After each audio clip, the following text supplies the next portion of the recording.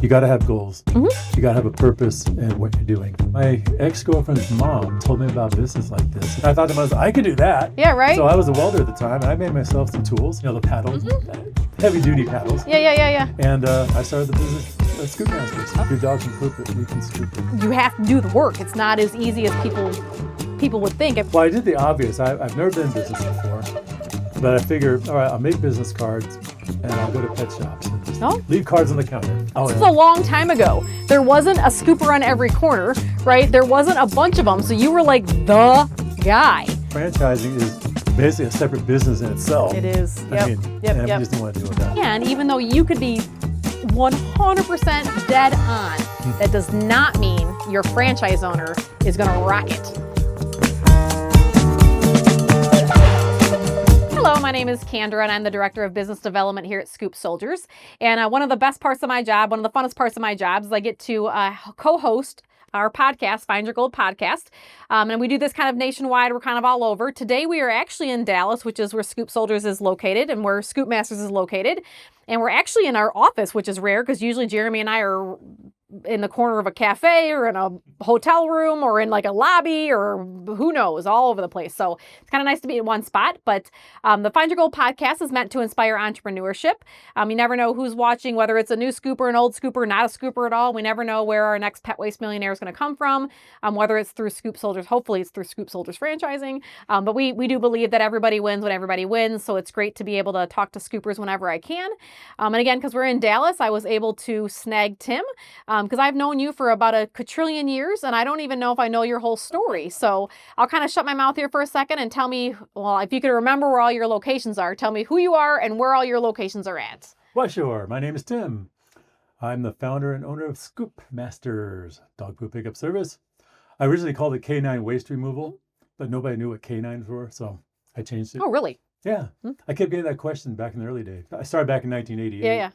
I said, what's a K9? Oh, really? It's a dog. It's a dog. Anyways, yeah. So Scoop Masters. Yeah. So how long were you K9 before you're like, that's not going to work? About 6 months. Okay. Yeah, you figure that stuff out pretty quick, right? Yeah. All right. So now you guys are in, let me see if I can rattle them off. California, and I never remember what cities. Los Angeles and Ventura. Okay. And Dallas. In Dallas. Yep. And then Nashville. Nashville. And then I know Tim 2, your son, is in Florida, Palm Beach. He's in Palm Beach right now. now. Training our new guy. And I think I'm missing one. Austin. And one more. Houston, you got it. That was just a guess because we're in Texas. Like a guess. And that's how Scoop Soldier started was we go here, we go there, we go here, we go there. And it just kind of makes sense. But what's flows? Yeah, kind of right. You're a little before you start scaling out, right? Try to control your chaos. Yeah. Before you start kind of scaling out. Wait, so you control your chaos? I don't. Okay. I really am terrible at that. I am the chaos. Ah. I am the chaos in every situation, almost all of the time, Nice. work or not. So how did you even get started? Like what made you think, you know what I'm gonna do? I'm gonna scoop dog shit for the rest of my life. Like pick up dog crap. Yeah. You can say crap on this business. Yeah. So that's kind of nice. Yeah. Regularly. Yeah. Whenever I type turf, whenever I type turd, I don't mean turf. I never mean turf. It always changes it when I'm texting. I'm like, nope, I meant turd. But so how'd you get started? Where'd the idea come from? Because you were the first that I can think of. I wasn't the first. Okay. I know there, I found out later there are at least 5 other companies about the same time I started. Okay. One was Matthew Osborne, the original pet butler in Ohio. Yeah. And then there are a couple others I discovered later, like one somewhere in Denver, Colorado. And then there was one where I lived. They were called Pooper Scoopers Anonymous. They were actually a band. What? An up-and-coming band that was picking up poop to kind of pay bills and things like that. But they lasted about 4 months. But anyways, I saw that. The band name doesn't seem familiar, so they must not have made it there either. I'm not sure what the name of the band was either. So anyways, back to the story. Yeah. Tim Jr., Tim the second, he hates being called Junior. I know. I was trying to say Tim 2, but it seems a little more. He was about 6 months old, and his mom left us. Mm-hmm. So I was a single dad raising him, and I found out I was taking the babysitter while he's asleep, and I was picking him up while he was asleep. And after about a month or two of that, I thought, there's got to be a better way to raise a kid than not raise the kid. Right. So I I went out on a search to find a business to start, and I actually was going to start a home oil change business. Oh, really? Yeah, because I like working on cars, like race cars, things like that. And the cost was kind of high, so I opted not to do that. Okay. And my ex-girlfriend's mom Okay. told me about a business like this in Okay. Denver, Colorado, Mhm. called Gross Encounters of the Turd Kind. Oh, I love it. It's a cool name. I love And I it. thought to myself, I could do that. Yeah, right? So I was a welder at the time, and I made myself some tools, Okay. the paddles, heavy duty paddles. Yeah. And I started the business of Scoop Masters. Okay. And then as an end of the story, kind of, come on, right? Take that out. A part due? Yeah. Part 2 of this is a year later, I called her cousin in Denver and asked them, hey, how's business? How are things picking up? Yeah, no one's ever used that line before. No. Yeah, no. It's And never heard he said, well, yeah, she's my cousin, but I'm a firefighter. I've never heard of the business. What? So I have no idea where that came from other than what she said. I'm trying to think of how you track it. Like, you heard of it, like how you even track down the guy, like her. Well, it was her cousin. I said, hey, what's your cousin's name? And I told me the name. I looked at it. Yeah. Okay. Yeah. Huh. So he never heard of it. So I have from- no idea where they discovered it from. From welder to dog crap Pick her upper. pecker upper, all the way. So how did you get, so when you very first got, again, this is in 1988. I mean, I was like 12 or 10, 12 maybe. I'm not good at math, but how did you get your first customers? Like, you weren't doing SEO and Yeah, that's pre-internet. right, Pre-computer. pre-computer, right? Probably getting encyclopedias. Yeah. I got my first computer in 1990. No. Was it 98? Yeah, I think 1999 was a Tandy Yeah. 1000. See, I graduated in 95 from high school, and I remember like my junior or senior year, like I would beg for a computer, and it was like a bazillion dollars for like, they're expensive. yeah, like, but okay. So how'd you get started? Well, I did the obvious. I've never been in business before, but I figured, all right, I'll make business cards and I'll go to pet shops and just leave cards on the counter. Okay. And I thought, hey, what's that? Oh, it's a groomer. They groom dogs. Okay, I went in there. Okay. Left cards on there, and I just kind of talked to people and left my card everywhere and talked to people and left my card everywhere and talked to people. And after about a month, I got my first customer. Okay. Oh, well, that's better than Charisse. Yeah. Charisse took like 6 months Oh, to get her first customer. She was in it to win it. She was not giving up. man, that took some gumption there. It did. Yeah, so I got my first customer, and it was the only customer I had for like 2 months. Okay. Similar. Yeah. This is a long, for the scoopers watching, this was a long time ago. There wasn't a scooper on every corner, right? There wasn't a bunch of them. So you were like the guy. And people didn't even know it was a service. I mean, I'm sure they knew their dogs pooped, This but is true. it wasn't anything then. And 20 years before that, or when I was growing up as a kid, I had no idea who picked up the poop. I didn't pick it up. I didn't think anybody did. But I never really noticed. Yeah. But so a couple months later, I got some more customers, and then my real breakthrough, I started actually in November of '87, but I didn't really do anything until January 1st. And the reason why is because I wanted to make an official business name, Right. things like that. And I got my first commercial account. Now, back then, when it was legal, I can't do it now. I was leaving flyers on cars in parking lots. Yeah, they don't And really as like that. Yeah, they don't do that. As I was doing that, I had a lady kind of, excuse me, sir. I'm thinking, oh, Here it comes. Yeah, here it comes. Trash everywhere. Yeah, what can I do for you? It says, do you do HOAs? I had no idea what an HOA was. Yes, we do. Yeah, exactly. I said, oh, of course, yeah, sure. How much do you charge? Well, I'd have to go look at it and do an estimate. Yeah. And it was right down the street. So I gave me the information, got her information. I went down there, looked at the place. Yeah. Was it huge? Crap. I don't know. I've not a clue. So I literally would do what most people did back then. I walked There you all go. the grounds as if I were scooping. Yeah. Time myself. Right. Okay, let's put an estimate together, and they accepted it. Okay. And they were like a customer for like 15 years. Yeah, right. So that commercial, so for people that aren't always familiar, commercials, HOAs, apartment buildings, condo associations, Right. dog parks, municipalities. I'm sure I'm missing something. But yeah, those are harder to get. Oh, yeah. They're nice, but they're harder to get. So if you got one, that early on. That early on. I had no I'd say idea it existed. I just went for it. An HOA. So was it like apartment building or something, or It like was a condo? apartment buildings, yeah. Actually, no, it was condos. Okay. Well, that's pretty cool. And that's where I learned my first lesson. What's that? they wrote me a Like check. I'm like, Yeah, they wrote me a check to Scoop Masters. okay. I You went didn't have to a the bank bank to account. cash it. Who's Scoop Masters? Yeah, back when we wrote a paper check, Right. Well, I that's my business. So, well, you need to have this and this and this, DBA and everything. Yeah. And that's where I learned how to get a DBA and Right. how to cash checks. Right. You walk in, you're like, what do you do with this? Yeah, my other customers, they just made out to my name. Yeah. Stone. That was it. Yeah. So Okay. that was enlightening.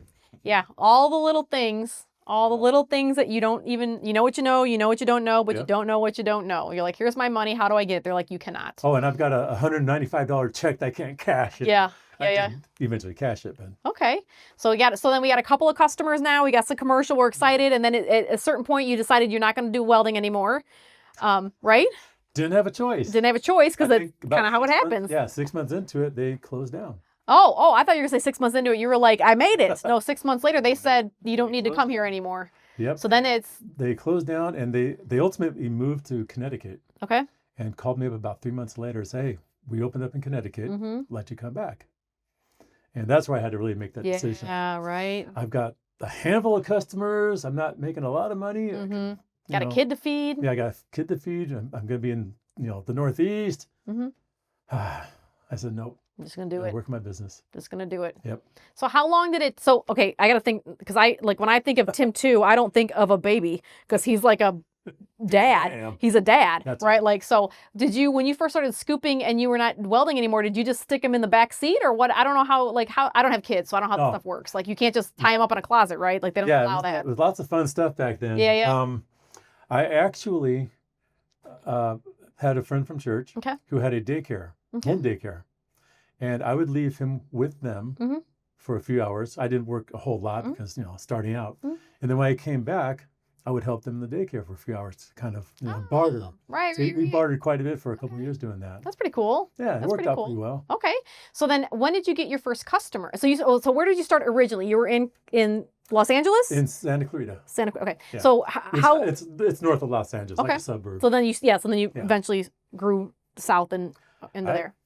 I still don't do Los Angeles. Oh, you don't? I don't know why I always think I'm in Los Angeles County. Well, so I think most scooping, not all, I think most scooping, we need yards.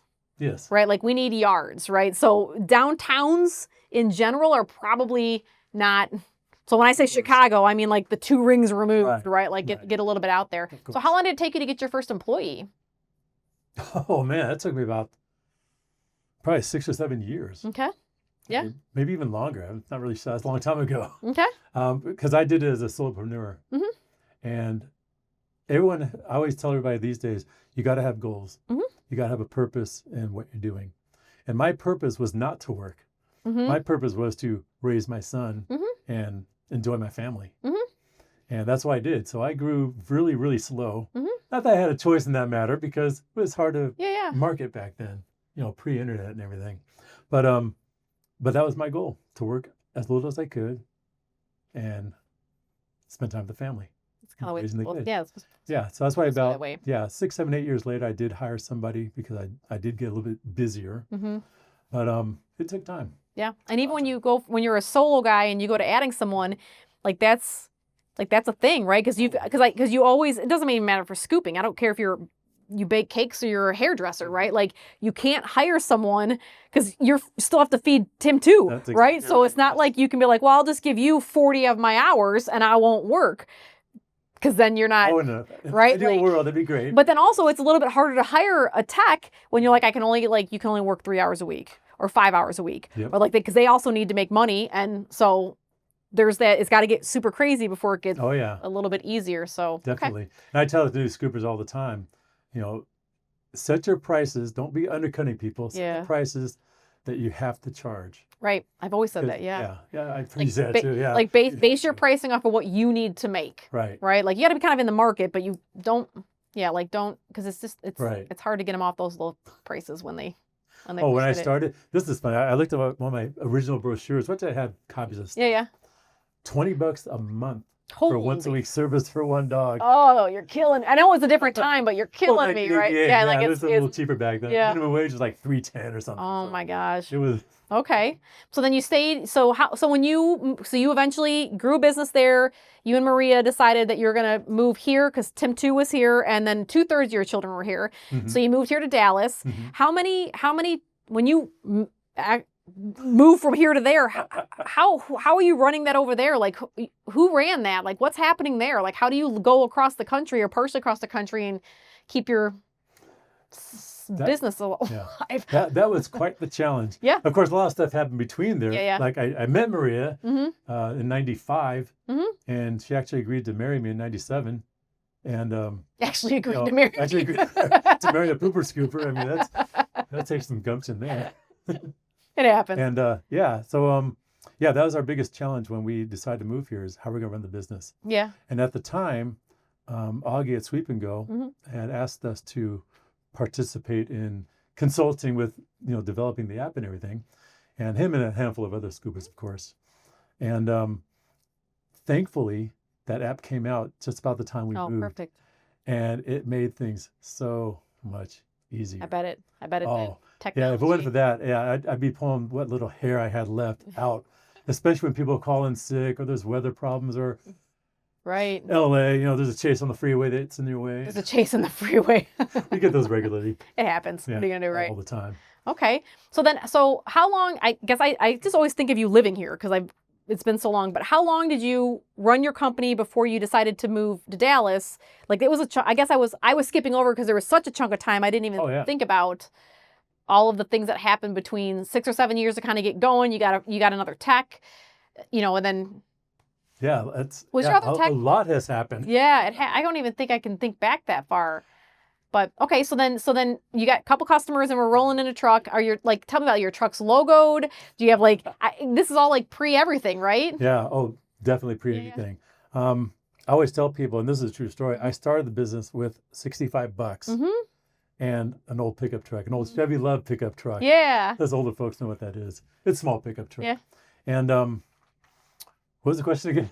No, I was asking you how did you, I guess let me re-ask it, how did you professionalize picking up dogs? That's probably a better way to say I did get some magnetic signs. Okay. I was going to do a decals on it. And in fact, one of my customers owned a sign company and offered to make decals for me. And they did. We kind of exchanged services for 6 months. It was expensive back then. Yeah. I mean, you think it's expensive now? It was way expensive back then. Yeah, the printing was a different thing. But technically it's cheaper today than it was back then because of the technology and everything. But so I had magnetic signs, put them on there and just drove around. And I actually delivered pizzas for a year or two also when I first started just to, pay bills. Got to pay some bills in there somewhere. Yeah. And as I started professionalizing it, I did take the magnetic signs off and put on actual decals. Okay. Which is kind of nice. Yeah. But I didn't do a full wrap. That was just, I don't think it was even a thing back then, was it? Like a full wrap? It was not a thing. It was available. But it was $6,000 or $7,000. Yeah. Today it's $1,500, $2,000 maybe, somewhere in there. Yeah. But $7,000. I think my first trucks, I just did the back, which was not a great idea. I just did the back windows with the perforated thing. Oh, yeah. Because you can see through it. No, you can't. Nah. No. Maybe on a bright sunny day, but no. Yeah. No, not as much as you would think that. So then, are there any other partnerships that you developed while you were out there? Like you said, the groomers. Did you do any other networking or, I don't even know Yeah, we did networking, actual networking groups. Okay. Oh yeah. Network pros, things like that. Yeah. And that was fun.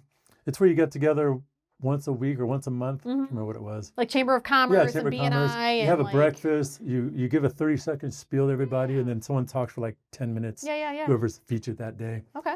And I did that for about a year. I don't think I got many customers. I maybe got one or two. But on the last day, I was speaking. Oh, this is fun. And the person that had it was organizing it was going to punt it off onto someone else to take care of. They're going to drop out. Okay. And this other person was really kind of snooty. So last day I get to speak, and we always get the same questions. Yeah. What do you do with the poop after you pick it up? Yep. I open up my briefcase. No. Pull out a baggie. No, you didn't. And inside that baggie were some brownies that were rolled up to look like poop. You were kidding And I me. opened it up, I grabbed them, I said, oh, we just take it for a snack and eat them. Every fork dropped around the table. And I was just having a good time with it. Yeah. And I was approached after the meeting and everything, and by the lady who was taking it over and says, you know, I don't think that you're really the kind of fit we're looking for. And I thought, oh, no worries, that's going to stop anyway. Yeah, So, but it was fun. Yeah, so okay. So I even forget about how many TV shows have you been on? Oh, good Lord. I always remember the People's Court. I recorded that. And then Sharice mentioned you were on 2 different game shows. That's how she got started. Yes, that's right. Yeah. So what game shows were you on? I was on Truth or Consequences. Okay. I've Got a Secret. Okay. To Tell the Truth. To Tell the Truth. We're on Sábado Gigante, which is a Mexican variety show that played for like 30 years. Okay. Espiritu America, another Spanish show because of Maria. Yeah. And Arthel and Rogan show. Holy smokes. No one knows who that is. No. They're old. Okay. Rogan's still around though, not the Rogan you know, but it's a different Rogan. Art Rogan, I think it is. Oh boy, and then a couple of like interview spots. Just I can't remember who. Yeah, right. I've got a handful of like I don't think I did any TV, but I had like lots of magazine articles, and so I saved all those kinds of things too. But I don't even know. I think I was literally watching the People's Court. I'm like, that's Tim. Like I don't even think I know you were going to be on there, but I was like, that was so remind me. So that was 2015. Someone didn't pay you, right? No, actually, it was long story short, I was at a customer's house, put the hose to the spigot, turned it on, did my sanitizing, undid the hose, took it off, and left. What I didn't know, I kind of saw it but didn't realize it, is that there was another worker at the house who left his iPad under the water spigot. Oh. It got wet. He wanted to sue me for a new iPad. I guess my question is, why are you why is your iPad under a spigot? That's what the judge said. Oh, because I'm trying to think of like all the houses I've lived in. I'm like, I don't think I've ever had one like by a table or. Yeah, it was actually, in a cover folded up. So I had no idea what it was. I thought it was like a tray of some sort. Yeah. And so Judge Million, is that who was married? Yeah. She kind of drilled him a new one. She just said, just railed on the guy. Yeah. And then asked him, do you think that you might have just a little bit of responsibility about that? He said, no. No. She just. Judgment for the defendant, yeah. As my dad says, you got to be smarter than the tool you're working with, right? Like who puts their iPad underneath a spigot? Yeah. So that brings up a good transition for like what changes have you seen, right? Because when you started in '88, I'm willing to bet there weren't iPads. So did you start with like route books? I mean, well, if it's just you probably knew where you were going. Because I had route books, and I've heard of people that had like the big key rings, and they had like note cards that they hole punch, and they would be able to take fling them around the big. That'd be nice. Yeah. I had a AAA, map. Okay. The unfolding map, Mm-hmm. and I would take a little marker and little X right there. Okay. And then I'd have a handwritten spreadsheet at the time of what customers to do. Okay. And of course we had handwritten invoices. Oh. Yeah, that was joy. And when I got my first computer, I can't remember when it was. I think it was I said like 98, whenever the Tandy 1000 came out. Mm-hmm. And that was such a blast because I could turn it on, put the little 5.5-inch floppy disk in there, turn it on, go make lunch, go make some tea, get a glass of milk, walk back out there 5 minutes later, and it's almost done booting up. But it was great because I would use that to print the invoices. So that's when I got really... a dot matrix printer, right? Oh, a dot matrix? Yeah. Yeah, with the continuous form. Yeah, it just kept going and you'd like zig them all together.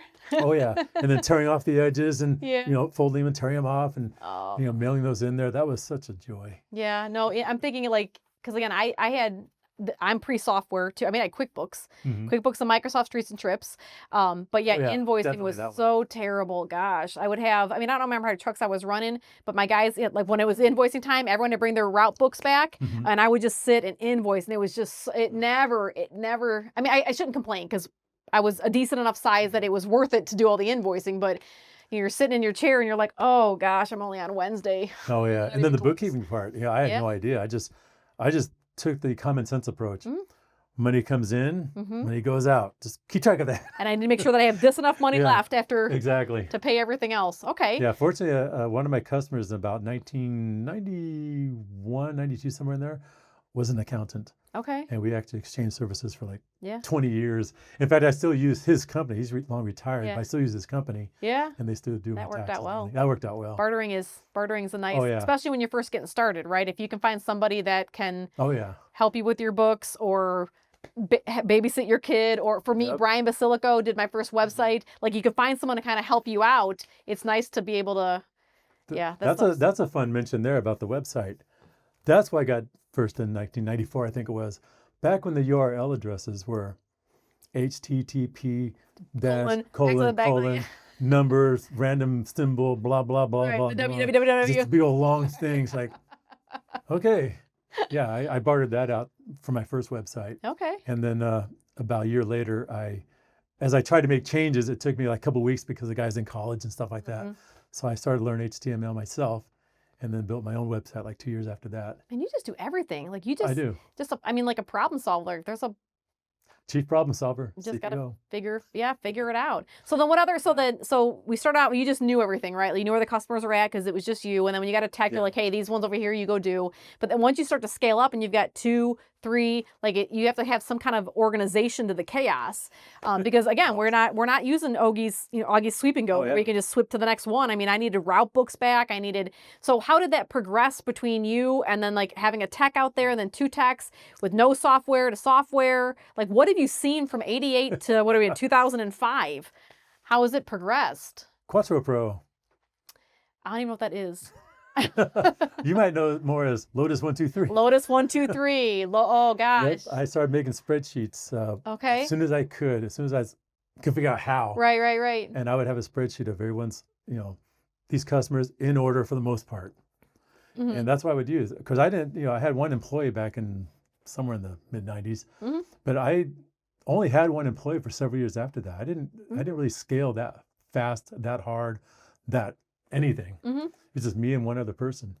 And then when I married Maria, we discussed this about her working. And she's quick. I always say she's in the turd herding contest, she's a sleeper. Cause I'm like, oh, it's just sweet, quiet little Maria. And you get you guys spade or rake? Use a spade. I use a spade. Or I used to use a spade. You get a spade in that girl's hand and she's like greased lightning. Yeah. She is gone. She is fast. So she came on board? Oh yeah. And don't tell anybody this. I have no first place trophies. Maria. There's 3 of them and they belong to Maria. She's fast. I'm not lying. Like she's fast. So then was she your 3rd employee then? Actually she was, technically the 3rd, yeah. Our first employee actually had to leave to go to college. No.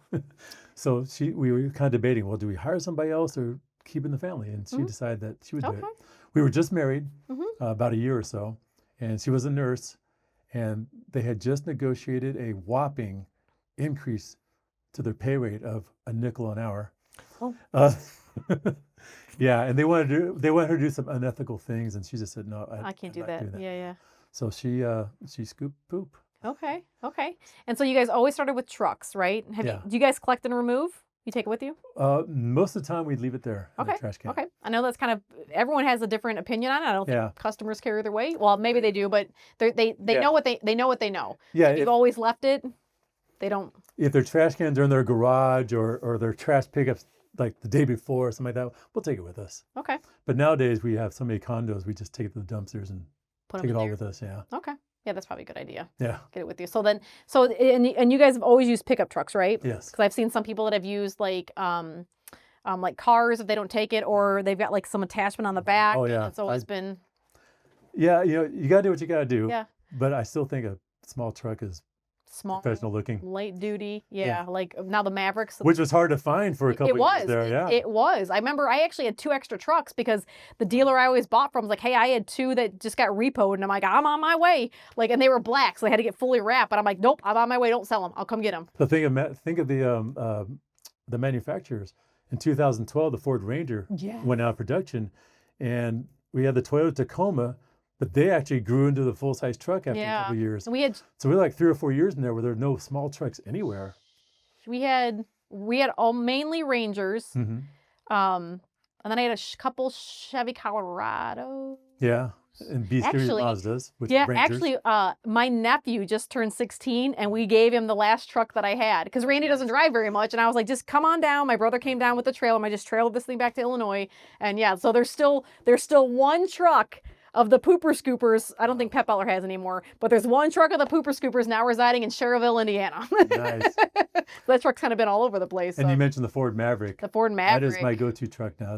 That's all we're getting now. Yeah, they're great. I know that Scoop Soldiers has moved to. We got a couple Tacomas and stuff left. How many do you know how many ordered, Jeremy? Was it like 18 or something? Yeah, like there's a huge amount that just got ordered. Yeah, the fuel efficiencies on those are. And they take a while to get, so you got to order a bunch of time. Get ahead. So okay, so then trucks and technology, and what about competitors, right? If you know, like as you were like the front runner in the industry in your area, at least, and probably I'd say front runner in the nation. If there's just a handful. Otherwise, did you have more competitors kind of pop up after you, or were you just able to sneak underneath because of the time yet? Well, in Los Angeles, I probably talked to about between 20 and 25 startup companies in my service area. Okay. And most of them are gone. Mm-hmm. And most of them I have, lack of better terms, obtained their customers. Yeah, right? Yeah. Yeah. I think it's because they started up, they try to work for 6 months, they give up because they realize it takes work. Yeah. And dedication. We talked about that earlier. Mm-hmm. It's not, picking up poop's easy. Yep. It's all the rest of the garbage you got to get through. Yeah, it's all the other things. I think, and because our service is, like I kind of equate it to like a painter, right? Like if you can get a paint bucket and a brush, you're a painter. Yep. If you can go down to Home Depot and you can we use Big Red. I don't think I hold Big Red anymore, but like a lobby pan and either a spade or a rake, guess what? You're in business, right? So I tell candidates all the time, you can go get a bucket and a spade, you'll be in business by lunch, right? It's all the other things. And guess what? When you have a headache, you still got to work. Mm-hmm. When your kid's sick, you still got to work. I mean, there's some flexibility in some of this stuff, but you have to do the work. It's not as easy as people would think. I mean, shoot, months to get customers. Wait by to vacations for a few years. Yeah. Or when you do, do you guys bill in advance? We do now. No, actually, no. I used to bill in advance for 20 plus years. Yeah.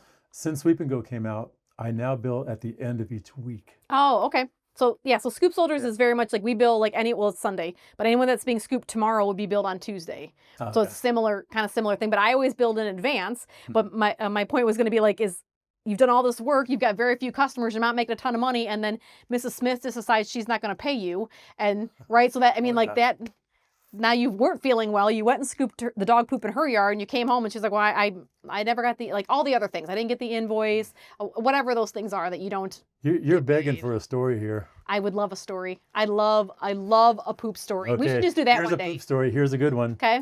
All right. Did a one-time cleaning for a customer. Okay. Took out 7 bags of poop. Okay. That's a sizable amount. Yeah. She did not pay her bill. No, don't tell me you did it. No, I went back a couple of times and knocked on the door and I called her and she ignored me and ghosted me back then, actual telephones. Mm-hmm. And I finally had enough. After about 6 months, I scooped a whole day and kept every bag in my truck. Went to her house, knocked on the door, no answer. I took every bag to her backyard, took the knife, and just spread poop all over the place. So I returned the work. So if there's scoopers watching, well, I wanted to do that, and my attorney begged me not to because we don't know what we're bringing back. So I would, while I love you for that, I don't think we should be doing that now because that's kind of, you're with Ring cameras and you're just begging. Oh, wait, there's more. Yeah, oh, gosh. I don't even know if I want to know. Oh, you do. Lay it on me. This is fun. Okay. So that all happens. Okay. A week later, knock on my door. It's cops. It's sheriff's department. Hey, what can I do for you? Do you know this lady? Said her name and everything. Oh, well, yeah. She said you dumped some poop in her yard. I said, well, yeah. She didn't pay her bill. I returned the work. Mm-hmm. So, well, it's illegal. Mm-hmm. Illegal dumping. So we're going to have to cite you. So he cited me and gave me a little citation. I had to go to court. But wait, there's more. She tried to sue me for like vet bills that were outstanding like 2 years before I even met her. Oh my gosh. And the funnest part about the story is going to court. We went to court. We're in the courtroom. Mm-hmm. We're up next. And the judge comes out there, reads, so-and-so versus so-and-so for illegal dumping. And the judge looks at me, Mm-hmm. says, "You know I can't take this case." I say, "Yeah, I know," because he's a customer of mine. So would you have to go to a different, like, another Yeah, judge? we had to go to a different judge, so it got delayed. And ultimately, I did have to pay a fine for illegal dumping. If it was actually her poop, it would have been okay, but I couldn't prove that. But that customer, the judge, he's been a customer since like 1989, basically. And he's the one that passed away a couple years ago. Oh, okay. And he said, even just 3 or 4 years ago, he said, we still talk about that case back in chambers. What a great idea. Too bad it's illegal.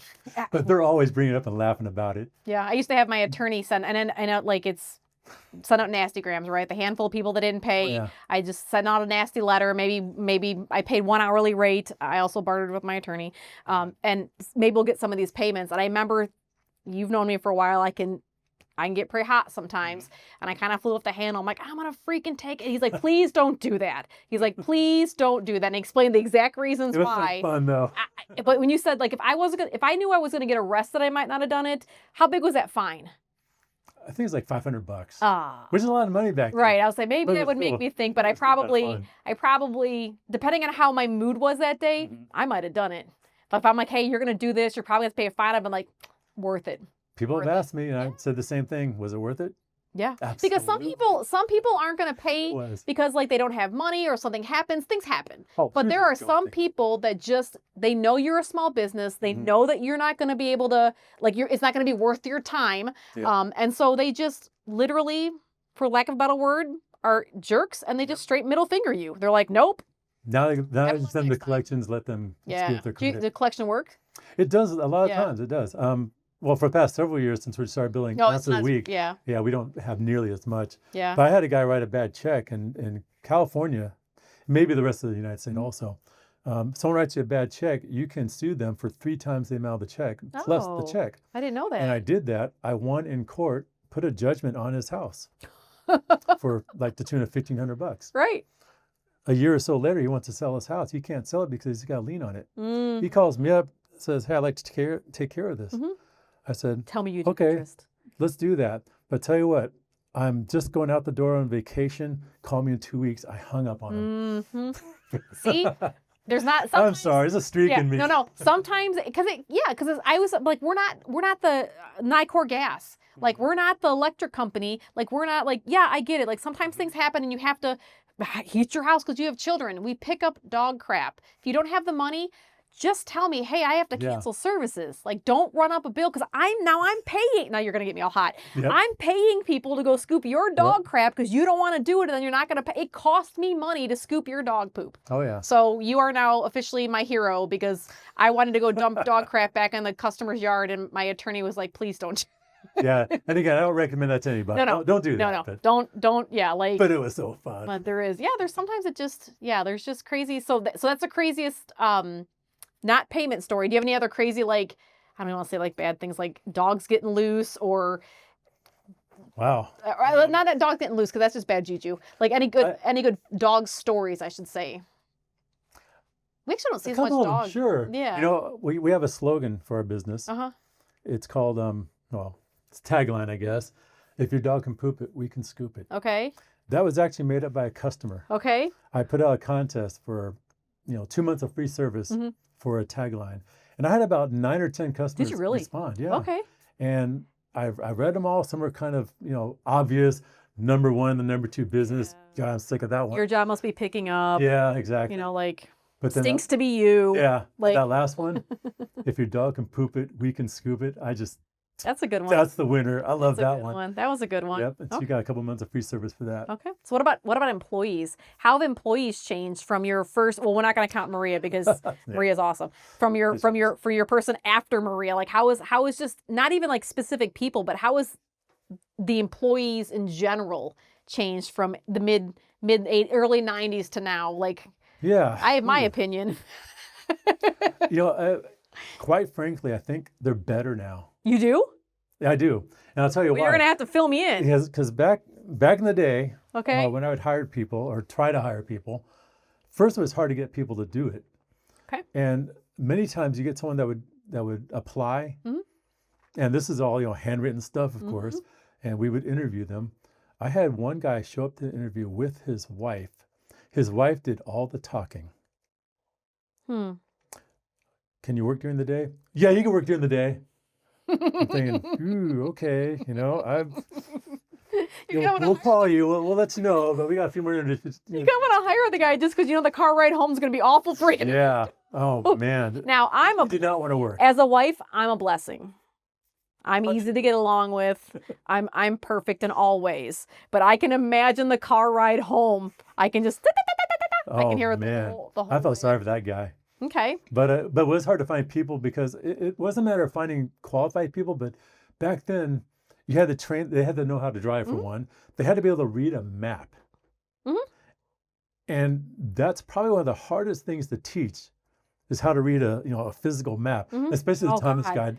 Do you know the Thomas Guide?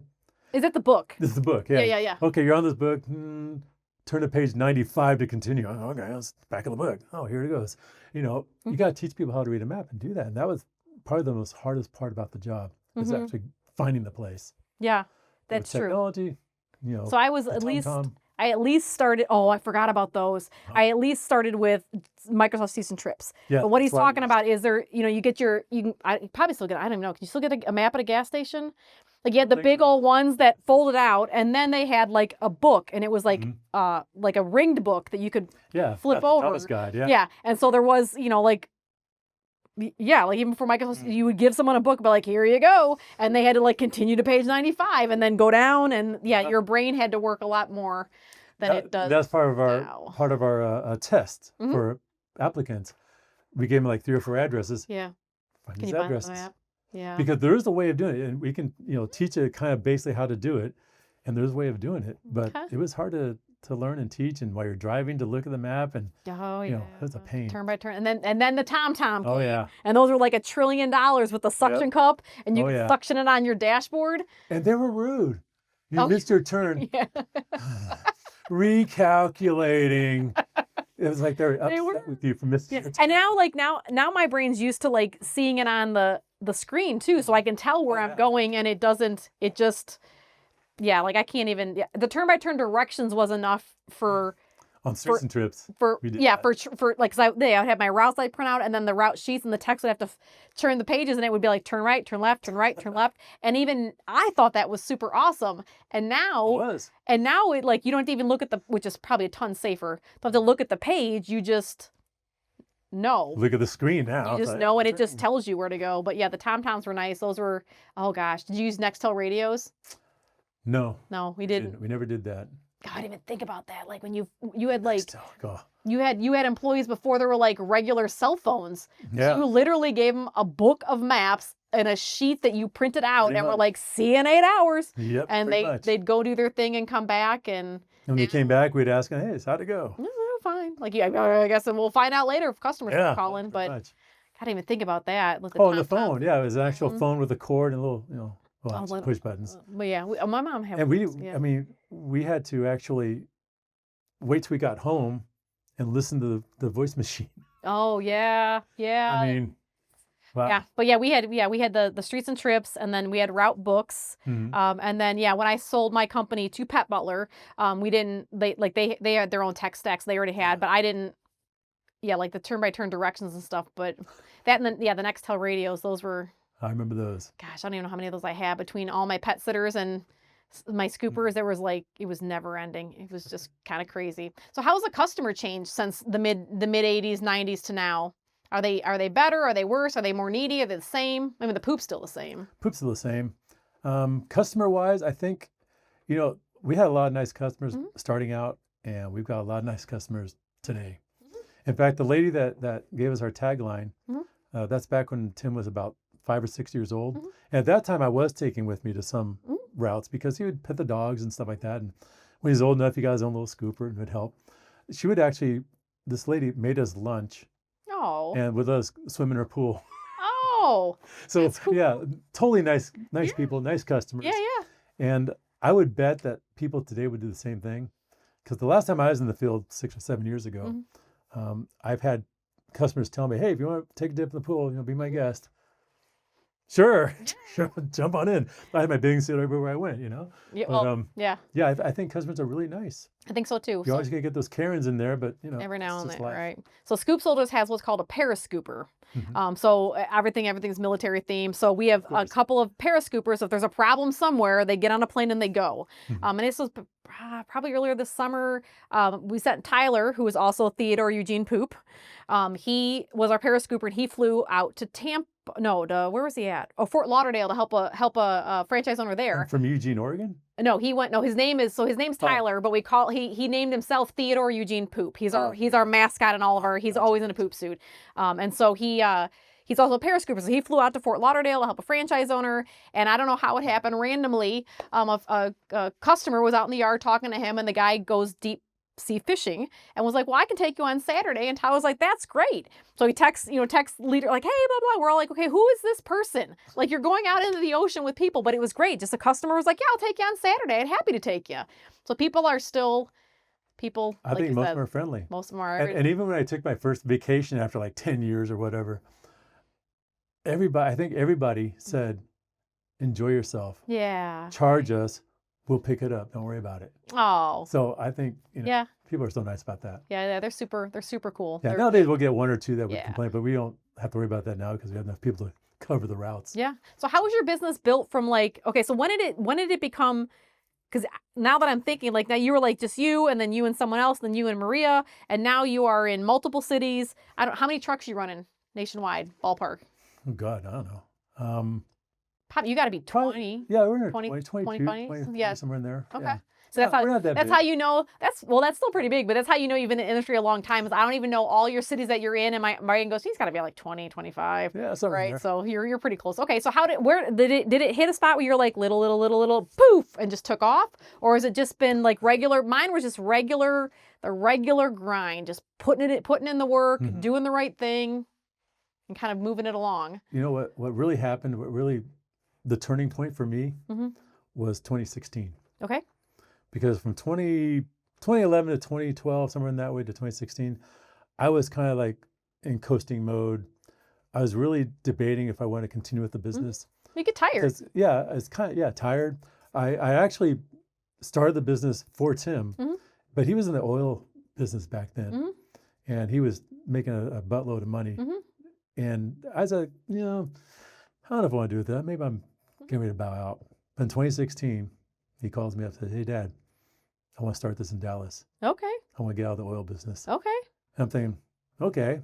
It kind of like breathed new life into me, so to speak. Right. And then he was a beast. He just went right at it full bore. Good. He had like 100 customers in his first year, I think it was. Good. And right now I think he's up to like 1,500 or something like that. Okay. However many years that is. Yeah. And he just skyrocketed it. Yeah. And having that inspiration, he inspired me in the beginning and he inspired me near the end. Well, it's just the grind. It's the grind. Just the grind. And we so for people that are watching, we just shot a little video on APAWS, and it's just the grind. It's just that you volunteer for 20 whatever years, you run a business at certain points, and we're fairly motivated people, but at certain points I'm like, I just want to take a nap. Yeah. Right? Like you just, you get burnt out, especially when you go for 10 years without a vacation, and now you're a single dad, and then with Maria, you got a family. Like, I mean, it's not like you can just do your CEOing, right? And come home and be like, well, let's watch TV. I mean, when you're small like that, you scoop all day long, you get Tim fed, make sure he's got his homework done, then you got to do invoicing, right? Like, and then guess what? Tire was flat. You got to get that fixed. Car, like all of those other things. So it's not as easy as people, it's not just the poop in the bucket. It adds, after a while, it's any business probably. After a while, you're like. And it's great to have a support system behind you, whether it's a franchise or other scoopers. Or an organization like APAWS. Or an organization like either way. Or all of them. All of them combined. Yeah. Right? It takes a village to raise a business. Yeah, even the advent of Facebook. I mean, we had a message board for many years. Yeah. But Facebook really made that archaic. Yeah. And a lot easier to connect with other scoopers. Yeah. And run across ideas and talk with each other and support each other. And I think that's what it's all about. Yeah, I do think so too. So now the way you guys have it structured is you have the California locations are just yours. Right. And then my number isn't. Yeah. And then here in Texas, It's all Tim. It's all Tim. And then now as you guys continue to expand out, now those are like joints. That's combined, yes. Okay. No, that's cool. We have some franchise owners that have similar kind of setups where they have partners here or partners there. And I know it's probably a little bit nice to have somebody that's like sharing the workload. Yeah. Right? Like there's stuff that you're probably not great at that he is, and then vice versa. Plus he's been doing it for a long time now too. But a few years.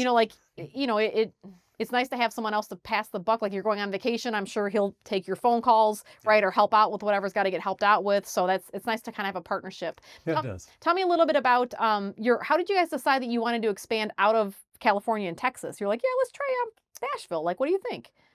Whew. Was that like conversation or it just kind of came up? It was kind of it came up in conversation about expanding. It was really a matter of mine and Maria's future. Mm-hmm. What are we going to do? Mm-hmm. How can we continue making an income in our latter years? Mm-hmm. Now, my idea of retirement was, death. Well, I think that's a lot of people. Yeah. A lot of small business owners don't think about the exit strategy. Yeah, exactly. And so what we decided to do is to expand in different states. And what I would ultimately do would be charging a fee for the name, to use the name, like a royalty. Okay. And that's in every other state except Texas and California. Okay. So we decided just to grow gradually. Okay. Back in 2001, I actually was looking at franchising. Mm-hmm. It cost way too much money than I had, more money than I ever had. Yeah, I know. I did too. I looked at it and I'm like, oh yeah, no, I'm out. And so we decided to not go the franchising route, but to have it family owned and operated. I think more of a control issue between us. Well, if your brand's attached to it. Yeah. Like there's, in franchising, brand standards important. Yeah. But even though you're not a franchise, you want to make sure your brand standard's important. And as you know, franchising is basically a separate business in itself. It is. Yep. We just didn't want to deal with that. So. Yeah, no, it's a whole lot of, it's crazy. And I don't think, and people will, I've been in the franchise for about a decade or so, and people will reach out. Like I was in Chicago this summer, and a friend of mine that owns a coffee shop, Macy Brooks, like, hey, let's grab coffee. And we, I'll make sure, man, rapid fire. And he'll be fine. Like he's got all of his things, he'll be great. Whether he chooses a franchise or not. But sometimes people will find me like, well, what do you think of this idea? I'm like, just because you have a great idea doesn't mean you should franchise it. Right? Because we sell franchises through good unit economics and happy franchise owners, and everything has to be profitable and scalable. Mm-hmm. Just because something's profitable doesn't mean we can scale that nationwide. Plus, once you become a franchise, and this is when I looked at it, it was probably 20 or 30 grand to start franchising. Oh, yeah. Then you have to be licensed, registered in every state. You have to have somebody to sell franchises. You have to have somebody to operate franchises. There's operations. All of the things, all of that takes people. Then you have to start thinking generational change, COVIDs, like tariffs, like all these other things, because your franchise owners have bought into your system. And so now your job as the franchisor is to steer that ship.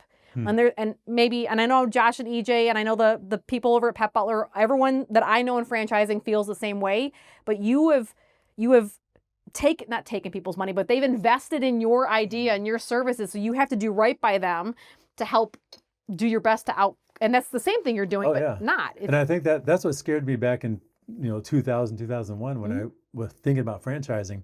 First of all, back then it was like 50 grand to just get the paperwork for California. In fact, I went through the paperwork, sent to the state. They sent it back like 4 or 5 times with corrections, and they can't do all the corrections at once. They do one and then send it back. That's crazy. And it was just what got my attention was I'm responsible for people who are investing. How am I going to guarantee them customers?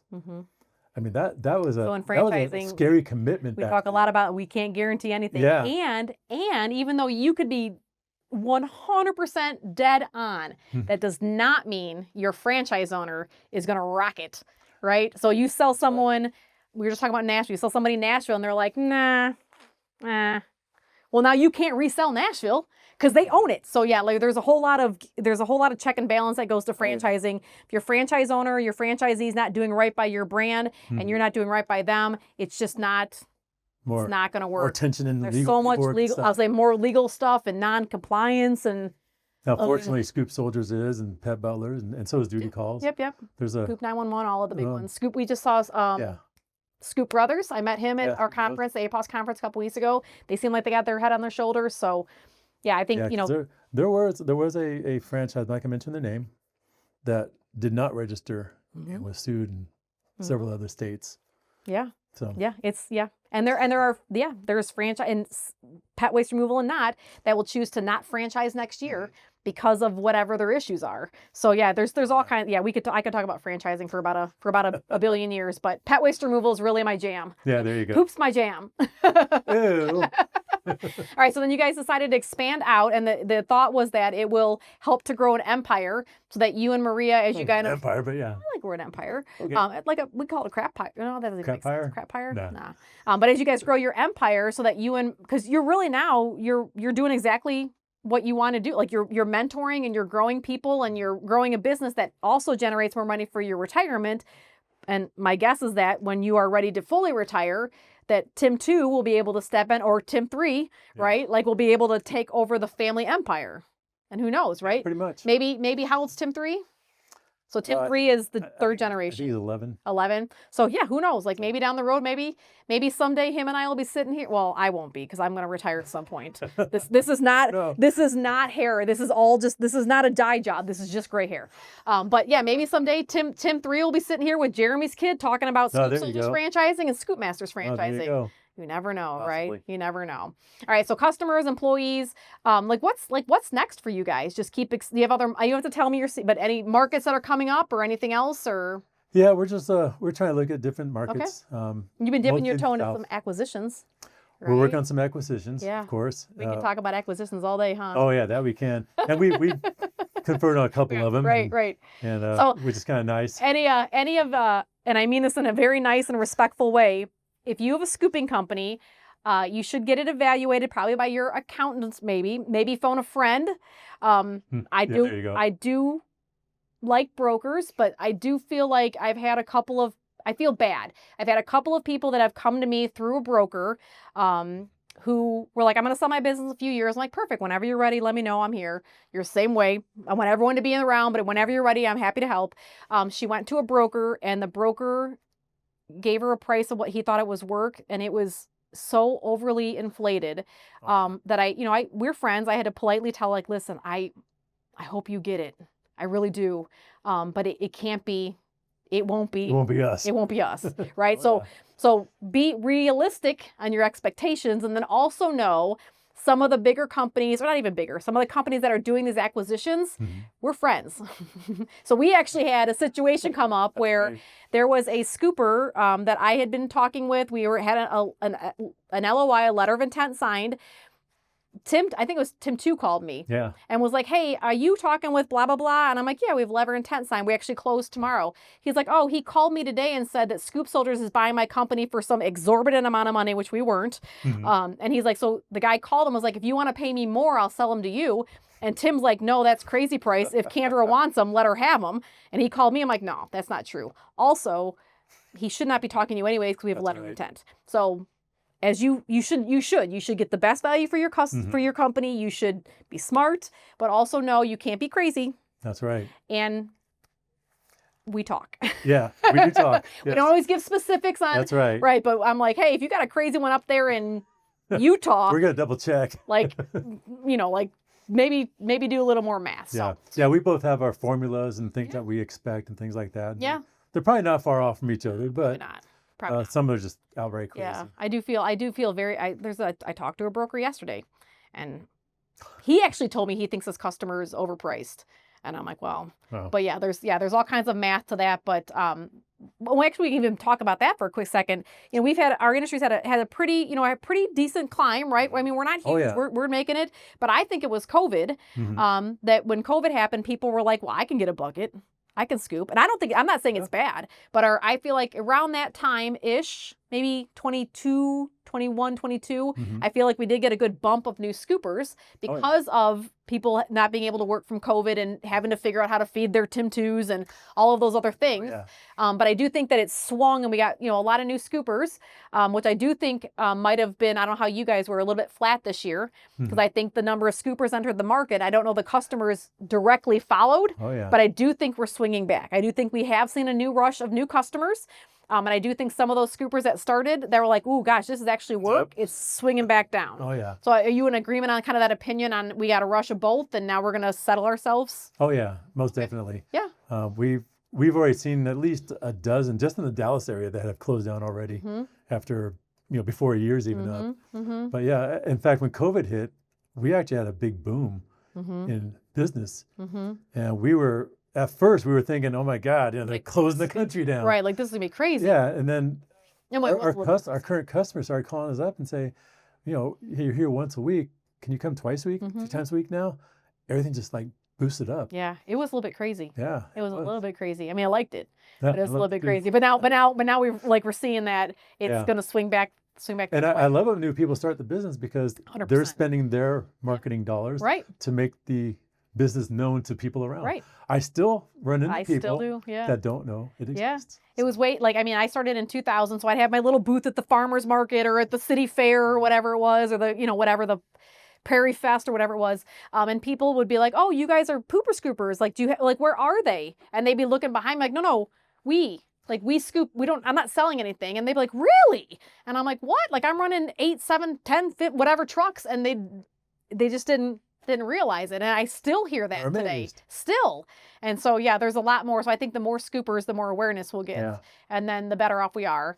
And then, of course, if you're ready to ever sell your company, don't call Tim.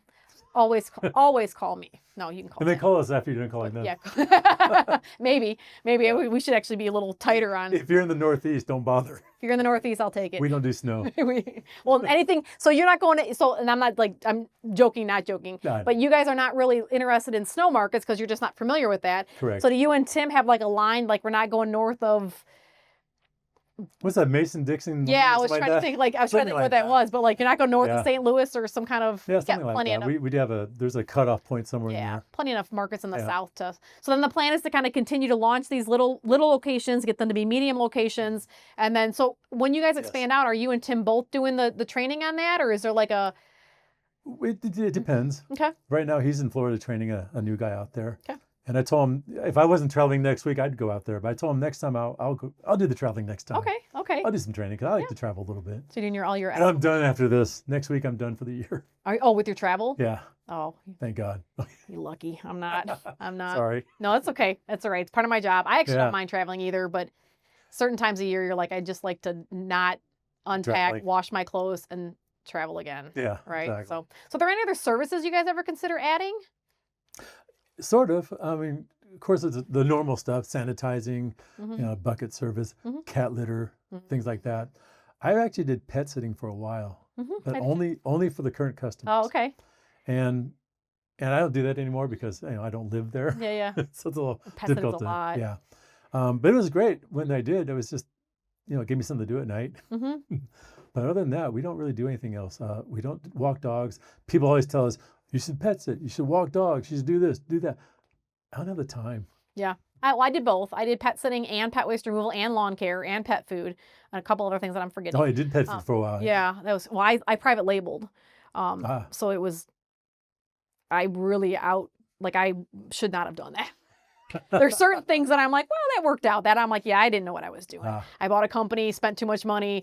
I had no idea what I was doing. But yeah, you not everything is ties together like you think it would. So when I started pet sitting, it was because I didn't have a ton to do anymore because I had all techs. I wasn't in the field. Yeah. And I had a client like, would you mind walking my dog? I'm like, of course I'll come walk your dog. And then it got out of control. And then I went from just me dog walking part-time to having like 18 sitters, and then it's chaos. Then it's, I mean, like you pet sit on your birthday, your anniversary, holidays, people miss their flights, they go into labor. It's like the beauty of scooping is we only normally scoop Monday through Friday, normally just during the day, right? Well, always during the day, you can't see at night. As Sheree says, you can't see shit at night. That's right. But there's not a lot of weekends. It's a very controlled service, which is probably why it's attractive to people. Oh yeah. Because you're out, you're done, and you're back home. Where pet sitting is a little bit more. And it was at APAWS. More work. Yeah, 2 years ago at APAWS convention, we talked about diversification a little bit. Oh yeah. So there's. You talked. Yeah, I did. About that. So we do. There is the opportunity to do that. That's what I spoke then. Is if you're going to do something, you got to plan it out. Yes. Right. Like plan it out, set a budget, and then be able to kind of rock through. So for right now, you guys are just putting poop in a bucket. Reminds me of a quote from Mike Tyson. Everybody has a plan. Until you get punched in the face.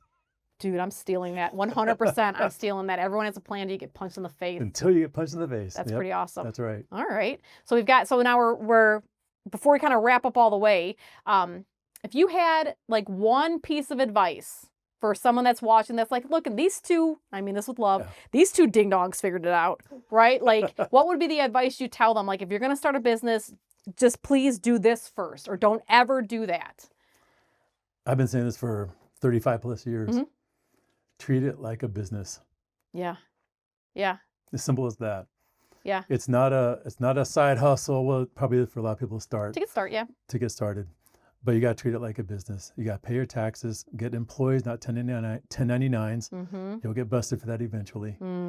Keep track of your paperwork. I mean, do what you need to do for a business. Plan and execute that plan. Yeah. That's what it boils down to. And stay consistent. You got to keep doing it. You can't just put business cards out there and be like, well, wait for the phone to ring, hey, ring. Yeah, it's not ringing. never Why happens. Isn't it ringing? Yeah, you got to treat it like a business. I would say that for sure. And then the other piece of advice is you should join your association. Ooh, join APAWS. Yes, get involved. Get involved. We get more scoopers in that association and actually unify. We can make lots of changes when it comes to all the things. Google Business Profile and and other things, the SIC code, the SIC the code, SIC insurance, code. things like that. I looked at my workers' comp insurance this year, and they actually changed my classification to veterinarian. Not even like, I was always veterinarian transportation or janitorial. Yeah, But they it used to be janitorial, straight now it's veterinarian. Yeah, straight veterinarian. I don't do any of those drugs. I don't. Right, we barely even see dogs. Yeah, like, exactly. And my rates went up like by $1,000. Oh, jeez. I'm thinking, why? Yeah. We need our own SIC code. We do. And we can only do that if we all get together. We get a group. Get in a group and do that. Well, I would That's say what it's for. I would second that as an industry association is pretty important. I'd also say that whether you're brand new or medium new or you have questions, there is an APAWS Facebook group. There's an official one for members and there's an unofficial one for both. Yeah. For any scooper. Yeah, for any scooper. If you have questions, reach out. Don't be shy to ask. I mean, I would say most of our industry is helpful and like maybe not call your competitor around the corner and ask them direct questions like, hey. Unless it's me, I'll talk to you. Unless it's Tim. Tim will talk to you. Tim will talk to anyone. It's great. You're just helpful. You're just a helpful guy. We try. But yeah, so I would say reach out to people. Don't be afraid to ask questions. Do your plan, write it out, treat it like a business. If it's going to be a business, treat it like a business. Make sure you connect with your association and be a part. And if you're going to do something, man, like do your due diligence and just jump in. Just do all your stuff, plan it out, and then 2 feet, jump, phone a friend. There's a lot of people out there that are kind of looking to help out. So. Yep. And starting a business and running it for so long, it does give me extra time.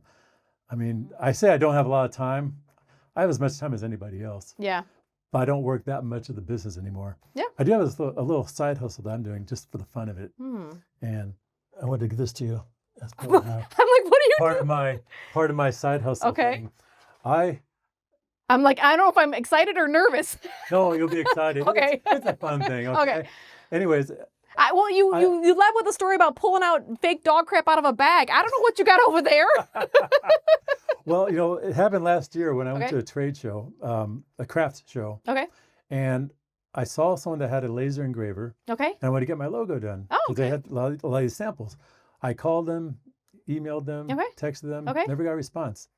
So I went out and bought my own. Okay. And I started doing laser engravings. And I made this for you guys. Look at that! You even got the logo right and everything. See, now I got to decide if I'm going to steal this. I should probably not. I should probably give this to Josh and EJ. Yeah, give it to EJ or Josh, either way. Actually, maybe I'll sell it to him. Oh, there you go. What does something like this usually go for? I don't know. Well, it took me like 45 minutes this afternoon to make that. Like, if someone's going to do, like, what is this, if it wasn't Scoop Soldiers, right? Because Scoop Soldiers is going to be worth more. But, like, what do you normally sell these things for? Scoop Soldiers, $50. No, now I'm thinking, like $10, something like that. It's not that much. So Tim gave this to me as a gift. Josh and EJ, I will sell this to you for $10,000. There you go. I'll give you a break. If you buy it today, it's $8,000. But no, I appreciate that. That's super cool. I mean, and it's not like I'm not just, blowing smoke. The fact that independents can be friends and franchises can be friends and independents can be, friends with the whole thing. I just think it's the entire industry. And where else can you be that your direct competitor, because Scoop Soldiers is in Dallas, can still be friends and pass along a gift. And I think that's the perfect way to end our podcast, with a great gift. And I'll give you a hug later because we're mic'd, and Jeremy's going to freak out with the mic. So it'll be all squishy and he'll be like, what's happening? But no, I greatly appreciate it. That's super awesome. And again, EJ and Josh is on sale today only for $8,000. You can hit me up at KandraW@ScoopSoldiers.com to make your payments. No, and if you want another one, just text me. All right. Well, they're probably going to text you. But no, I appreciate it. I know that EJ might. even though EJ probably will. But I'd hit up Josh. Josh probably pay more. Ah, there you go. Yeah, he'll probably pay more. But no, I appreciate you coming out. I know it's a Sunday evening. I know you've got travel this week. I know things are crazy. Tim's training somewhere else. You got a bunch of grandkids, all kinds of things happening. It's Sunday, it's church day, all the things, right? Well, so I'm glad that you having me. I'm glad. Yeah, no, I'm glad you took the time to kind of come visit us and bring us a gift. And yeah, we're happy to have you. So if there's questions for Tim, well, I don't want it like this with Tim. If there's questions for Tim, you can reach you at 800 pup poop. And what's your email? Tim@scoopmasters.com. All right. And then I'm Kandra W at, I almost said scoopmasters.com. Kandra W at scoopsoldiers.com. Again, I'm always happy to answer questions. So is Tim. And I think we've all agreed that if anyone in the industry is looking to sell their business and retire, they're going to call me. That's right. Well, thank you again for your time. Just for a second opinion. I knew it was coming. I gave you a split second to see if it was coming. But again, we'll link all Tim's stuff there. We'll link all of APAWS stuff. Like I said, reach out and make a friend. And hopefully you keep watching our podcast here. And again, the goal is to inspire entrepreneurship. Hopefully you've listened to two OGs ramble for a bit, and you've been able to pull out at least one little nugget to help start a business, whether it's pet waste removal or not. But you said entrepreneur, right? Entrepreneur. Okay. Entrepreneur. So have a great day, and thanks for watching, and check us out again pretty soon. Bye, y'all.